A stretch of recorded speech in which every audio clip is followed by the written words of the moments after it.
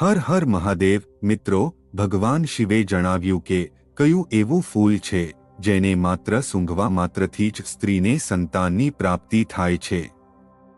મિત્રો, આ કથાને બધાએ ધ્યાનપૂર્વક પૂરી સાંભળવી જોઈએ। જે માતા આ કથાને ધ્યાનથી પૂરી સાંભળે છે તેમને નિશ્ચિત રૂપે ભગવાન શિવની કૃપાથી મનચાહા ફળની પ્રાપ્તિ થાય છે। તો ચાલો વધુ વિલંબ ન કરતા આજની કથાને શરૂ કરીએ। મિત્રો, એક સમયની વાત છે। ભગવાન શિવજી કૈલાસ પર્વત પર ધ્યાનમગ્ન થઈને બેઠા હતા। ત્યારે તેમની પાસે આદિશક્તિ માતા પાર્વતી આવે છે અને તેમને પ્રણામ કરીને તેમની નજીક વ્યાકુળ મને બેસી જાય છે। થોડી વાર પછી ભગવાન શિવજી પોતાની ધ્યાન મુદ્રામાંથી બહાર આવે છે અને આંખો ખોલે છે। પછી તે માતા પાર્વતીને કહે છે, હે દેવી પાર્વતી, શું વાત છે? આજે તું ખૂબ વ્યાકુળ લાગે છે।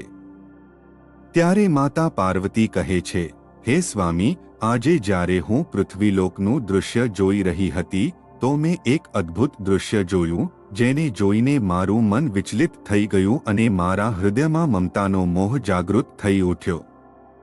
માતા પાર્વતીની આ વાત સાંભળીને ભગવાન શિવજી બોલે છે, હે દેવી, આજે તે પૃથ્વીલોક પર એવું કયું દૃશ્ય જોઈ લીધું છે જેને જોઈને તારું મન વ્યાકુળ થઈ ગયું? તો અમને ની સંકોચ કહી સંભળા। ત્યારે માતા પાર્વતી કહે છે, હે નાથ, પૃથ્વીલોક પર ઉજ્જૈન નગરમાં તમારું એક અત્યંત સુંદર મંદિર છે। તે મંદિરમાં તમારી પૂજા માટે લાખો ભક્તો આવે છે। હે પ્રભુ, તે મંદિરમાં મેં જોયું કે એક સ્ત્રી પુત્ર પ્રાપ્તિ માટે તમારી પૂજા કરી રહી હતી અને જોર જોરથી વિલાપ કરી રહી હતી। એવું હૃદયવિદારક દૃશ્ય જોઈને મારું હૃદય કરુણાથી ભરાઈ ગયું। હે પ્રભુ, જે માતા પિતાની કોઈ સંતાન નથી, જેમની ગોદ પુત્ર વિના સૂની છે, એવા માતા પિતાની ગોદ કેવી રીતે ભરાઈ શકે અને તેમને પુત્રની પ્રાપ્તિ કેવી રીતે થઈ શકે? હે પ્રભુ, કૃપા કરીને મારા આ પ્રશ્નનો ઉત્તર આપીને મારા આ વ્યાકુળ મનને શાંત કરો। મિત્રો, આદિશક્તિ માતા પાર્વતીનો પ્રશ્ન સાંભળીને ભગવાન શિવજી કહે છે, હે દેવી, આજે તે સંસારની માતાઓના કલ્યાણ માટે અત્યંત સુંદર પ્રશ્ન પૂછ્યો છે। હે દેવી, આજે હું તને એક એવા અદ્ભુત ફૂલ વિશે જણાવીશ જેને માત્ર સૂંઘવાથી જ સ્ત્રીને પુત્રની પ્રાપ્તિ થઈ જાય છે। ત્યારે માતા પાર્વતી કહે છે, હે પ્રભુ, એ કયું ફૂલ છે જેને સૂંઘવાથી ની સંતાન માતાને સંતાનની પ્રાપ્તિ થઈ જાય છે અને એ ફૂલ કેવી રીતે પ્રાપ્ત કરી શકાય? ત્યારે ભગવાન શિવજી કહે છે, હે દેવી, આ બધી જાણકારી હું તને એક નાનકડી કથાના માધ્યમથી આપવા માંગુ છું, જેને સાંભળ્યા પછી તને તારા પ્રશ્નનો ઉત્તર મળી જશે। મિત્રો, કથા શરૂ કરતા પહેલા તમને બધાને નિવેદન છે કે આ કથાને શરૂઆતથી અંત સુધી અવશ્ય સાંભળજો, ત્યારે જ તમને આ કથા સાંભળવાનો લાભ મળશે। મિત્રો, હું આદિશક્તિ માતા પાર્વતીથી પ્રાર્થના કરું છું કે જે પણ શ્રોતા આ કથાનું શ્રવણ કરી રહ્યા છે, તમે તેમના બધા મનોરથ પૂર્ણ કરજો અને તેમના પર તમારી કૃપાદૃષ્ટિ જાળવી રાખજો। મિત્રો, ભગવાન શિવજી કથા શરૂ કરતા કહે છે, હે દેવી, અનેક વર્ષો પહેલાની વાત છે। એક ગામમાં દીનાના નામનો એક સાધારણ કિસાન રહેતો હતો। એ કિસાનની 3 દીકરીઓ હતી। કિસાને કોઈ રીતે 2 દીકરીઓના લગ્ન કરી દીધા હતા અને સૌથી નાની દીકરી, જેનું નામ વિમલા હતું, તેના હજુ લગ્ન થયા ન હતા। વિમલા ખૂબ જ સુંદર અને સમજદાર હતી। વિમલા ભગવાન શિવની અનન્ય ભક્ત હતી। તે દરરોજ તેમની પૂજા આરાધના કરતી હતી। આગળ ભગવાન શિવજી કહે છે, હે દેવી પાર્વતી, કિસાને જે 2 દીકરીઓના લગ્ન કર્યા હતા તે બંને દીકરીઓને પુત્રી જ હતી। તેમને કોઈ પુત્ર નહોતો। કિસાનની સૌથી નાની દીકરી વિમલાના હજી લગ્ન થયા ન હતા। કિસાન આ વાતને લઈને ખૂબ ચિંતિત રહેતો હતો કે હજુ સુધી બંને દીકરીઓને કોઈ પુત્ર થયો નથી। લાગે છે કે આપણી નાની દીકરીને પણ કોઈ પુત્ર નહીં થાય. આ વિચારીને તે ઉદાસ થઈ જતો હતો અને મનમાં વિચારતો રહેતો હતો કે જેમ મને કોઈ પુત્રની પ્રાપ્તિ નથી થઈ, તેમ મારી દીકરીઓના ભાગ્યમાં પુત્ર પ્રાપ્તિનું સુખ લખાયું નથી. પછી એ કિસાન પોતાની દીકરી તરફ જોઈને વિચારવા લાગ્યો, લગ્ન પછી જો આને પણ પુત્રની પ્રાપ્તિ ન થઈ તો હું લોકોને શું મોં બતાવીશ? લોકો મારા વિશે શું વિચારશે? મિત્રો, એ કિસાન જ્યારે પણ ખેતરમાં કામ કરવા જતો, તે પોતાની મદદ માટે પોતાની સૌથી નાની દીકરી વિમલાને સાથે લઈ જતો હતો. એક દિવસ કિસાન જ્યારે ખેતરમાં કામ કરી રહ્યો હતો તો ગરમીને કારણે તેણે પોતાના કેટલાક વસ્ત્રો ઉતારીને ખેતરની કિનારે મૂકી દીધા અને ખેતરમાં કામ કરવા લાગ્યો. જ્યારે તેનું કામ પૂરું થઈ ગયું તો કિસાને પોતાની દીકરી વિમલાને કહ્યું, અરે બેટા વિમલા, જા, ત્યાં મેં જે વસ્ત્રો મૂક્યા છે તે લઈને આવ જરા. કિસાનના કહેવાથી તે કપડાં લેવા ગઈ. ત્યારે તેણે જોયું કે તેના પિતાના કપડા પર એક સાપ કુંડળી મારીને બેઠો હતો. તે એ સાપને ઉપાડવા માંગતી ન હતી. તેથી તે પાછી પોતાના પિતા પાસે ગઈ અને તેને કહ્યું, પિતાજી, તમારા કપડાની ઉપર તો એક સાપ કુંડળી મારીને બેઠો છે. હવે તમે જ કહો કે મારે શું કરવું જોઈએ? પોતાની દીકરીની વાત સાંભળીને એ કિસાને તેની દીકરીને કહ્યું, બેટા, એ સાપને ત્યાંથી ઉઠાવીને સાવધાનીથી ફેંકી દે અને મારા કપડાં લઈને આ. એટલું કહીને એ કિસાન ખેતરમાંથી ઘર તરફ ચાલી નીકળ્યો. મિત્રો, આગળની કથા સંભળાવતા ભગવાન શિવજી કહે છે, હે દેવી પાર્વતી, એ છોકરી પોતાના પિતાની વાત માનીને એ સાપ પાસે ગઈ અને ખૂબ જ મધુર સ્વરમાં કહ્યું, હે નાગરાજ સર્વદેવતા, શું તમને આરામ કરવા માટે કોઈ મુલાયમ બિસ્તર જેવી જગ્યા જોઈએ? વિમલાના મુખેથી આ વાત સાંભળીને એ સાપ ખૂબ જ મૈત્રીપૂર્ણ આંખોથી વિમલા તરફ જોવા લાગ્યો. એ સાપને જોઈને વિમલા સમજી ગઈ કે આ કંઈક કહેવા માંગે છે. પછી તેણે એ સાપના ભાવને સમજી લીધા અને તેના માટે ઘાસ ફૂસ ભેગું કરીને એક આસન બનાવી દીધું અને તેના ઉપર એ સાપને બેસાડી દીધો અને પછી એ સાપને કહ્યું, હે નાગરાજ, હવે તમે આ મુલાયમ જગ્યા પર વિશ્રામ કરો. એટલું કહીને કિસાનની દીકરી વિમલા પોતાના પિતાના વસ્ત્રો લઈને ઘર તરફ જવા લાગી. ત્યારે એ સાપે વિમલાને કહ્યું, હે સુંદરી, શું તું દરરોજ મારી સેવામાં આવવા માંગીશ? હું જાણું છું કે તારા પિતા ખૂબ ગરીબ છે અને તે મને દૂર ફેંકવા માંગતા હતા કારણ કે તેમને તેમના કપડાં મળી શકે. હે સુંદરી, તું ખૂબ સાફ હૃદયવાળી છોકરી છે. મને તું પસંદ છે. જો તું દરરોજ મને તારી સાથે ફરવા લઈ જઈશ તો હું તને બદલામાં ઘણું બધું ધન આપીશ. પછી એ સાપે પોતાની સાચી વાત કિસાનની દીકરીને કહેતા કહ્યું, હે સુંદરી, હું એક રાજકુમાર છું. સાધુ મહાત્માના શ્રાપને કારણે હું 3 વર્ષ માટે સાપ બની ગયો છું. જો તું 3 વર્ષ સુધી મારી સેવા કરીશ તો મને આ શ્રાપમાંથી મુક્તિ મળી જશે અને પછી રાજકુમાર બનતા જ હું તારી સાથે લગ્ન પણ કરી લઈશ. એ સાપની વાતને માનીને વિમલા હા પાડી દે છે અને પછી વિમલા તેને દરરોજ ફરવા લઈ જવા તૈયાર થઈ ગઈ અને એ સાપને કહ્યું, હે રાજકુમાર, મને તમારી શરત મંજૂર છે. તમે જેમ કહો છો હવે હું એમ જ કરીશ. એટલું કહીને તેણે એ સાપને વચન આપીને પોતાના ઘરે ચાલી ગઈ અને બીજા દિવસે સવારે ઉઠીને પોતાના પિતા પાસે ગઈ અને કહ્યું, પિતાજી, મેં હંમેશા તમારું કહ્યું માન્યું છે, પરંતુ મેં પોતાની અને તમારી ગરીબી જોઈ છે. હું ઘણા સમયથી ઘરે રહી છું. હવે હું દુનિયામાં પોતાની કિસ્મત આઝમાવવા જઈ રહી છું. કૃપા કરીને મને જવાની પરવાનગી આપો. પોતાની દીકરીની આ વાત સાંભળીને કિસાનને ગુસ્સો આવી ગયો. તે પોતાની જવાન દીકરીને ક્યાંય જવા દેવા માંગતો ન હતો. તેથી તેણે પોતાની દીકરીને જવાની પરવાનગી આપી નહીં. પરંતુ કિસાનની દીકરી વિમલા પોતાના પિતા પાસેથી જીદ કરીને ઘરની બહાર નીકળી ગઈ અને એ સાપને મળવા ચાલી ગઈ, કારણ કે તેણે એ સાપને વચન આપ્યું હતું. થોડી વાર પછી તે એ સાપ પાસે પહોંચી ગઈ. વિમલાને જોઈને એ સાપ ખૂબ પ્રસન્ન થયો અને કહ્યું, હવે તું આવી ગઈ છે તો મને થોડું આમ તેમ ફરવા લઈ ચાલ. પછી કિસાનની હોકરીએ એમ જ કર્યું. તેણે એ સાપને પોતાની સાથે લીધો. તેને ફરવા લઈ ગઈ. એ સાપને ફરવડાવ્યા પછી જ્યારે તે તેને લઈને પાછી જંગલમાં આવી તો તેણે જોયું કે તેની સામે જંગલમાં અચાનક એક શાનદાર મહેલ પ્રગટ થઈ ગયો હતો. એ મહેલમાં એક મોટો ઓરડો હતો, જેમાં એક મોટી મેજ હતી જે વિવિધ પ્રકારના ખાવાના વ્યંજનોથી સજાયેલી હતી.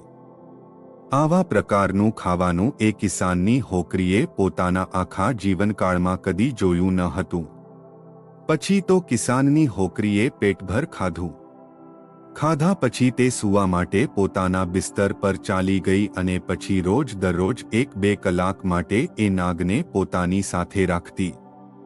તે પછી મહેલમાં જતી જ્યાં તેના માટે બધું તૈયાર કરેલું હોય અને તેના માટે મહેલમાં શાનદાર વ્યવસ્થા કરેલી હોય. આ પ્રકારે ધીમે ધીમે 1 વર્ષ વીતી ગયું. પછી એક દિવસ કિસાનની દીકરીએ એ સાપને કહ્યું, હે નાગરાજ, હું ઘણા દિવસોથી પોતાના કુટુંબથી દૂર છું. હવે મને તેમને એક વાર મળવું છે. વિમલાની વાત સાંભળીને એ સાપે વિમલાને તેના પિતા પાસે મળવાની પરવાનગી આપી દીધી અને કહ્યું કે બીજા દિવસે પાછી આવી જજે. આ પ્રકારે કિસાનની હોકરીએ પોતાના પિતા અને પોતાની બંને બહેનો માટે સોના ચાંદીના આભૂષણો અને અન્ય બહુમૂલ્ય સામગ્રી લઈને પોતાના ઘર તરફ ચાલી નીકળી. થોડા સમય પછી જ્યારે તે આટલું બધું ધન લઈને પોતાના પિતા પાસે પહોંચી તો તેના પિતા અને તેની બહેનો આટલું બધું ધન જોઈને આશ્ચર્યચકિત થઈ ગયા અને તે બધા જાણવા માંગતા હતા કે આટલું બધું ધન તેને ક્યાંથી મળ્યું, તેનો માલિક કોણ છે. પરંતુ એ હોકરીએ તેમને કંઈ જ કહ્યું નહીં, કારણ કે એ સાપે વિમલાને આ વાત કહેવાથી મના કરી હતી. મિત્રો, કિસાને સત્ય જાણવા માટે વિમલા પાસેથી અનેક વાર પૂછ્યું, પરંતુ વિમલાએ પોતાના પિતાને કંઈ જ કહ્યું નહીં. ત્યારે કિસાનને ક્રોધ આવી ગયો અને તેણે વિમલાને ઘણું માર્યું. આટલો માર ખાધા પછી પણ વિમલાએ કંઈ જ કહ્યું નહીં.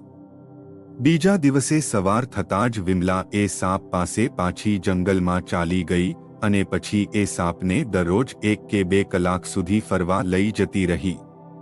આ પ્રકારે બીજા વર્ષના અંતે એક વાર ફરીથી તે પોતાના પિતા અને પોતાની બહેનોથી મળવા ગઈ અને એ જ પ્રકારે ત્રીજા વર્ષના અંતે પણ મળવા ગઈ.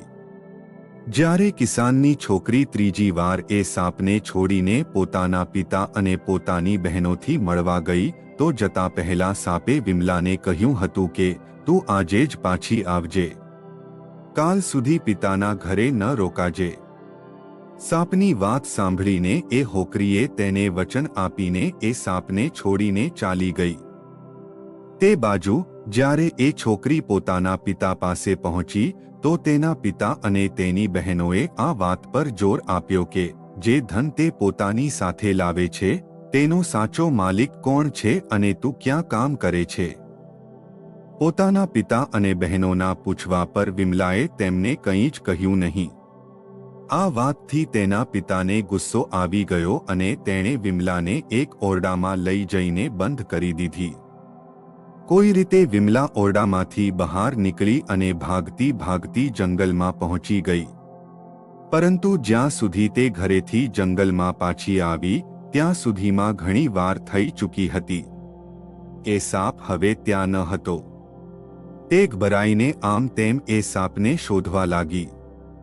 તેણે જંગલમાં બધી જગ્યાએ જોયું, પરંતુ તેને એ સાપ મળ્યો નહીં અને જે મહેલમાં તે એ સાપ સાથે રહેતી હતી તે પણ ગાયબ થઈ ચૂક્યો હતો. મિત્રો, જ્યારે તે પોતાના પિતાના ઘરે ગઈ હતી તે જ દિવસે એ સાપના શ્રાપના 3 વર્ષ પૂરા થઈ ગયા હતા અને એ સાપ ફરીથી રાજકુમારના રૂપમાં બદલાઈ ગયો હતો અને તે પોતાના રાજ્યમાં પાછો ચાલ્યો ગયો હતો. આ બાજુ એ સાપને જંગલમાં ન મળતા વિમલા ખૂબ દુઃખી થાય છે અને પોતાની બંને બહેનો અને પિતાને કોસવા લાગે છે. આજે જો મારા પિતા અને બહેનોએ મને બંદી ન બનાવી હોત તો નાગરાજ રૂપી રાજકુમાર મારી પાસે હંમેશ માટે હોત. પછી તે પોતાના મનમાં નિર્ણય લે છે કે તે એ સાપને શોધી કાઢશે, ગમે તે થાય. મિત્રો, એટલું વિચારીને તે એ સાપને શોધવા ચાલી નીકળે છે. એ સાપને શોધતા શોધતા તેને જંગલમાં એક ઝૂંપડી મળે છે. તે એ ઝૂંપડી પાસે પહોંચીને અવાજ આપે છે. ત્યારે તેની અંદરથી એક વૃદ્ધા બહાર નીકળે છે. વિમલાએ એ વૃદ્ધાને રાત્રે રોકાવા માટે આશ્રય માંગ્યો અને વૃદ્ધાને બધી વાત કહી સંભળાવી. પછી વૃદ્ધાએ તેનું ખૂબ પ્રેમથી સ્વાગત કર્યું. તેને રહેવા માટે આશ્રય આપ્યો. બીજા દિવસે જ્યારે તે વૃદ્ધા પાસેથી વિદાય લઈને જવા લાગી તો વૃદ્ધાએ વિમલાને 3 સફરજન આપ્યા અને કહ્યું કે પહેલા સફરજનમાં એક સોનાની થાળી છે, બીજા સફરજનમાં સોનાની અંગૂઠી છે અને ત્રીજા સફરજનમાં એક નવરત્નોથી જડેલો હાર છે. તેણે સફરજન આપતા આગળનો રસ્તો એ કિસાનની દીકરીને બતાવી દીધો જેથી તે રાજકુમાર સુધી પહોંચી શકે. તે પછી વિમલાએ એ વૃદ્ધ સ્ત્રીનો આભાર માન્યો અને ત્યાંથી આગળ વધી ગઈ. આ પ્રકારે કિસાનની છોકરી ત્રણેય સફરજન લઈને આગળ નીકળી પડી. ચાલતા ચાલતા તેને રસ્તામાં એક બરફનો પહાડ મળ્યો. એ પહાડને જોઈને તે ભયભીત થઈ ગઈ. તેને સમજમાં નહોતું આવતું કે તે આ બરફના પહાડને કેવી રીતે પાર કરે. ત્યારે તેને થોડે દૂર એક લુહાર દેખાયો. તે એ લુહાર પાસે જઈને મદદ માંગવા લાગી.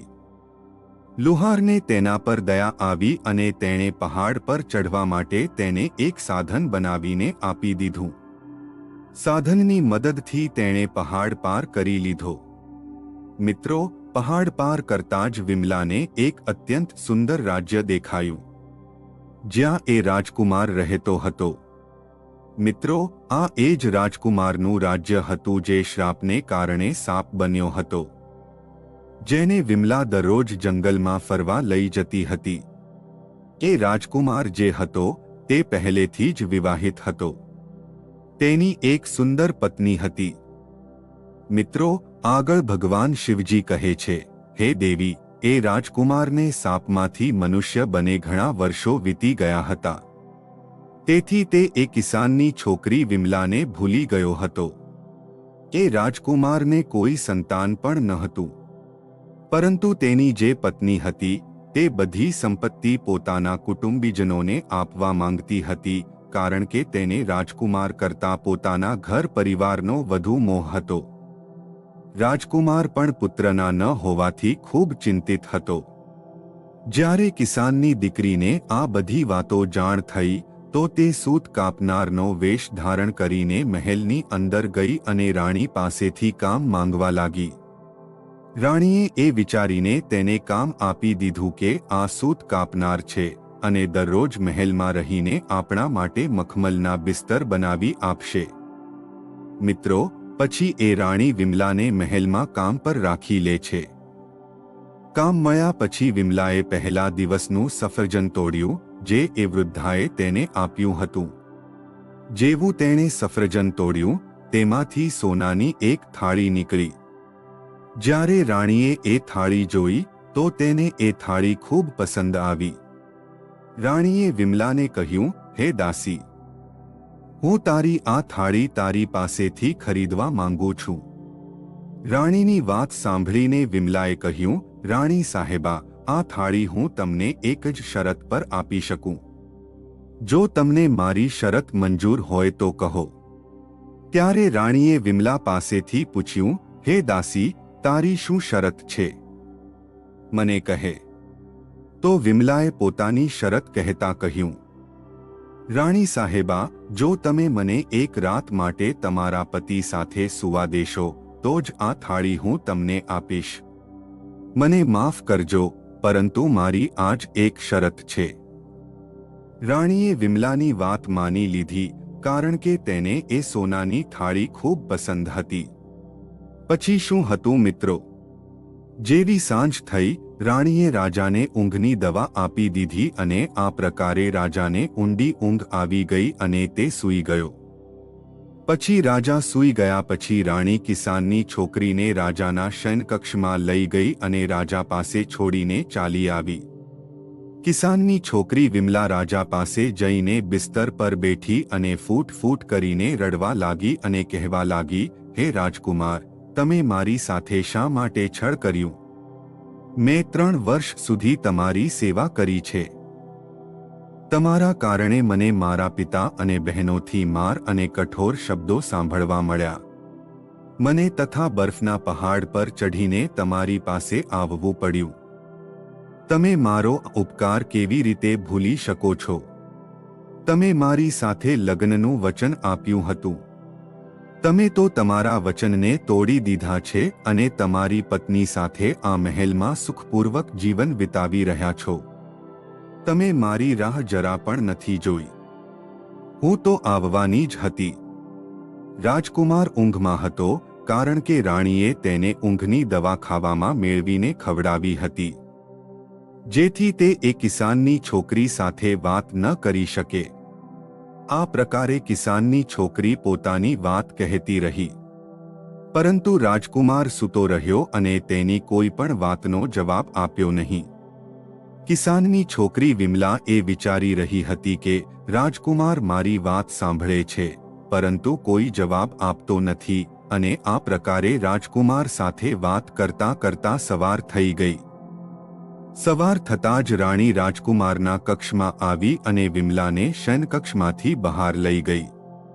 મિત્રો, રાજા આટલી ઊંડી ઊંઘમાં હતો કે તેને કંઈ જ સમજાયું નહીં. બીજા દિવસે વિમલાએ દુઃખી થઈને બીજું સફરજન લીધું અને તેને તોડ્યું, તો તેમાંથી હીરાની અંગૂઠી નીકળી, જે જોવામાં ખૂબ જ સુંદર હતી. જ્યારે રાણીએ એ અંગૂઠી જોઈ, તો તેના મનમાં લાલચ આવી ગયો અને તેણે વિમલા પાસેથી તેને વેચવા કહ્યું. ત્યારે વિમલાએ ફરીથી રાણીની સામે એ જ શરત મૂકી. રાણીએ વિમલાની શરત માની લીધી અને તેને લઈ જઈને રાજકુમારના કક્ષમાં છોડી દીધી. બધું પહેલી રાતની જેમ જ થયું. રાજકુમાર ઊંઘની દવાને કારણે ઊંડી ઊંઘમાં સૂતો હતો, કારણ કે રાણીએ બીજી રાતે પણ રાજાને ઊંઘની દવા ખાવામાં મેળવીને ખવડાવી હતી. કિસાનની દીકરી વિમલા ફરીથી રાજકુમારની સામે પોતાનો એ જ વૃત્તાંત કહેવા લાગી અને જોર જોરથી રડવા લાગી. આ વખતે રાજકુમારનો મુખ્ય સેવક કિસાનની દીકરીની આ બધી વાતો ચૂપચાપ સાંભળી રહ્યો હતો. બીજા દિવસે જ્યારે સવાર થઈ, તો રાજકુમારના મુખ્ય સેવકે રાજકુમારને રાત્રે તેની સાથે થયેલા બધા કિસ્સા સંભળાવી દીધા. આ વાત સાંભળીને રાજકુમારને ખૂબ આશ્ચર્ય થયું અને તેને પોતાનું કરેલું વચન યાદ આવી ગયું. પછી રાજકુમારે વિચાર્યું, મારે તેની સાથે મળવું જોઈએ. મિત્રો, સવાર થતાં જ રાણી વિમલાને પોતાની સાથે લઈને પોતાના કક્ષમાં ચાલી ગઈ હતી. થોડી વાર પછી વિમલાએ એ વૃદ્ધાના આપેલા ત્રીજા સફરજનને તોડ્યું, તો તેમાંથી એક ચમકતો નવરત્નોથી જડેલો હાર નીકળ્યો. રાણીએ જ્યારે એ નવરત્નોથી જડેલો હાર જોયો, તો તેને લાલચ આવી ગયો અને તેણે વિમલાને કહ્યું કે જો તે તેને આ નવરત્નોથી જડેલો હાર આપી દે, તો તે આ રાતે પણ તેને રાજા સાથે સૂવા દેશે. રાણીની આ વાત વિમલા માની ગઈ. જ્યારે સાંજ થઈ, તો રાણીએ રાજકુમાર માટે ખાવાનું પીરસ્યું, પરંતુ આ વખતે રાજાએ ખાવાનું ખાધું નહીં, કારણ કે રાજાને ખબર પડી ગઈ હતી કે આ ખાવામાં ઊંઘની દવા મેળવેલી છે. રાજાએ ખાવાનું નાટક કર્યું, જેથી રાણીને તેના પર કોઈ શંકા ન આવે. તે પછી રાજા ઉઠીને પોતાના શયનકક્ષમાં ચાલ્યો ગયો અને ચૂપચાપ નાટક કરીને સૂઈ ગયો. થોડી વાર પછી રાણી વિમલાને પોતાની સાથે રાજકુમારના શયનકક્ષમાં લઈ આવી અને તેને છોડીને ચાલી ગઈ.